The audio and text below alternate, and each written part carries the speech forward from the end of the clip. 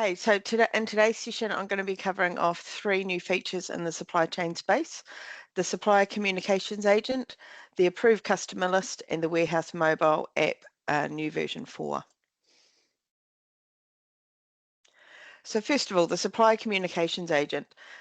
This is in the release version 10.0.44. It's currently available for public preview and general availability is still to be confirmed. And what is the supplier communications agent? It's essentially a virtual agent that utilizes Copilot and can provide 2 new capabilities to help procurement teams communicate with vendors as part of their daily work. The 2 new capabilities are it can look into dynamics and review your purchase orders that have not progressed, and it can draft a follow-up email to the particular vendor. It can also read your incoming vendor emails and suggest changes to accept into dynamics. This automation will improve the productivity of your procurement team and create some huge efficiencies through allowing AI to read PO-based emails and draft responses. This is what the communications agent flow will look like. You'll send your PO to your vendor. Where you would normally follow up with the vendor for communication, the agent can create this draft for you and bring it up on your activity home screen. You could then, if you receive a PO confirmation through your emails, the agent can read this, summarize any changes, and put that in a request that you can then submit into Dynamics.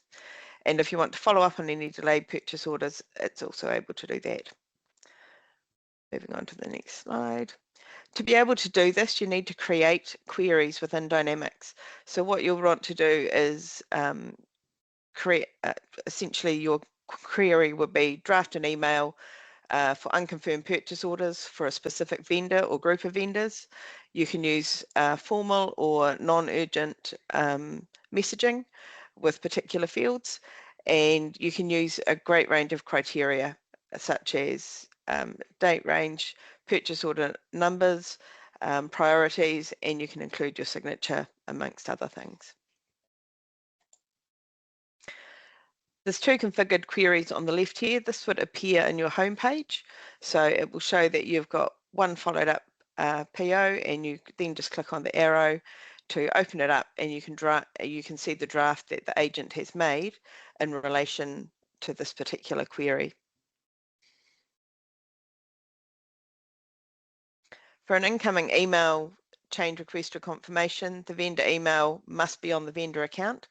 The query you create looks for the vendor email in your incoming mail and then searches for criteria that you've added, such as a purchase order number. The agent then reads the email, detects any changes, and suggests them in a draft response. This can create huge savings from not having to open up all your email, reading it, and then processing the changes. From this view, the procurement team can then review the changes suggested. In this case, the agent has detected the vendor would like the units in cassettes instead of cartons. If you agree with this, you can then accept the changes and push them into Dynamics. The last part of the communications agent is you can actually teach it to do different things. So if you've got a vendor that is specifically always using a certain unit type, you can say for this vendor, yeah, we want it to have eaches rather than cartons. You can do this for one vendor, all vendors, or you can just do it as a one-time change for this particular episode.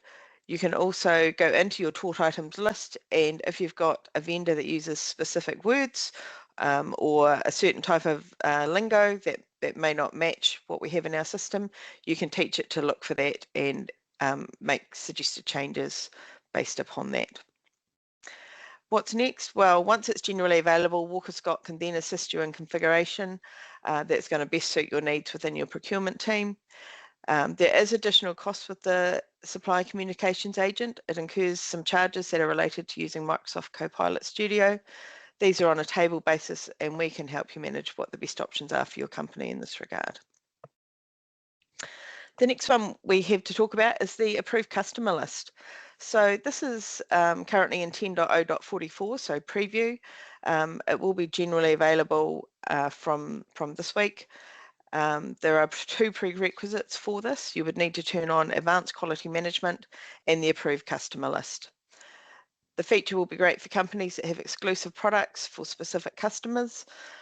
For example, if you manufacture whiskey, have a customer with their own labelled products that only they can purchase, you can set this up within your system.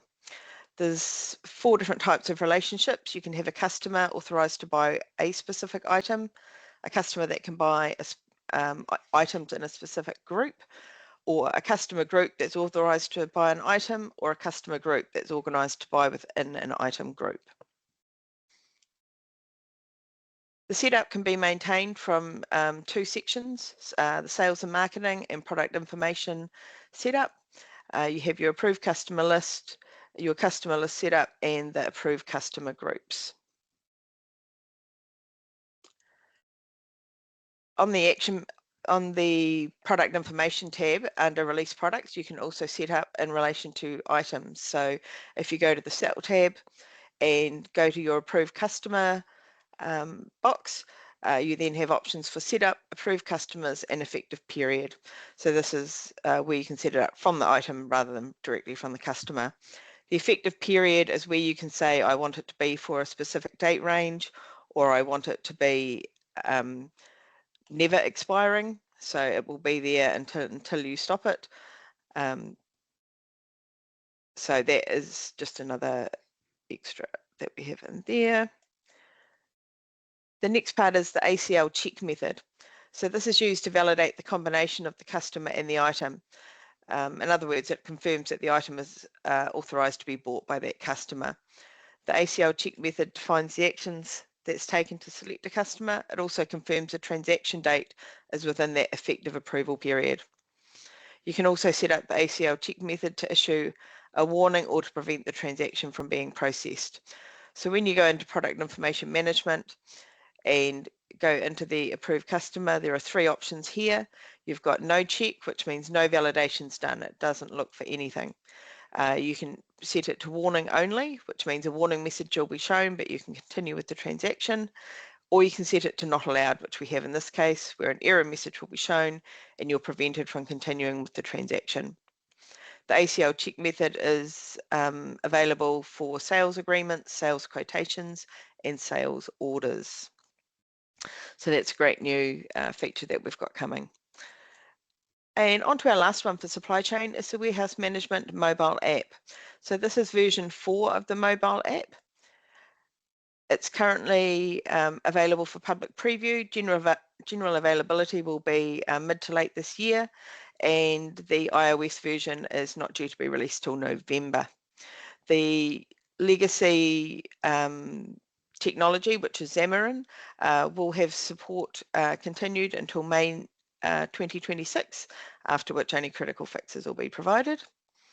So what is in the new version? It's new technology, it's React Native, it's currently the largest front-end development platform. It's enabling us to have new capabilities not previously available, and it's going to help workers operate more efficiently for their jobs within their warehouse.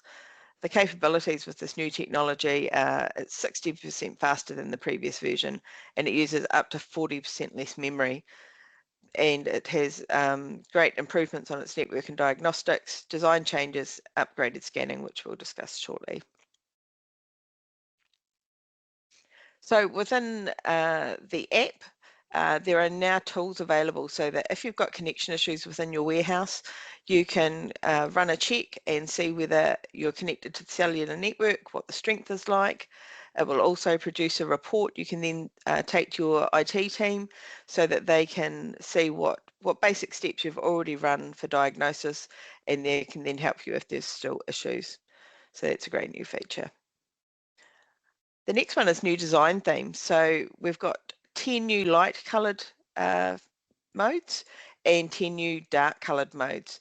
This allows users to identify their own device if they want to have a specific colour, or the organisation may decide to use different colours for different parts of the warehouse. There's also 2 new high contrast modes coming. So that's some great new things that we've got there. They've also got some funky new sound themes. So there's 20 of them. The sounds pretty much match the emojis that are on here. Research has shown that this can make your workplace more productive because your workers are happy. And it makes it more fun just to have a few different sounds around. Now for the last part of this, there's some great new technology in here with upgraded camera scanning. So this allows for multiple barcode types to be scanned. It's faster scanning, and you can also scan multiple barcodes together, and it will then allow you to choose which barcode you want to actually use.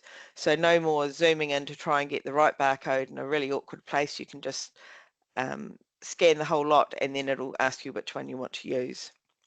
There's also enhanced configuration distribution using the JSON files or QR codes. This is an option that is working far better than it did in the previous technology. So now you can scan a QR code using your scanner with a quick connection. You can also use a rigid device such as a Zebra or Honeywell with their beams. So that is what we've got in supply chain management. Thank you all for your time.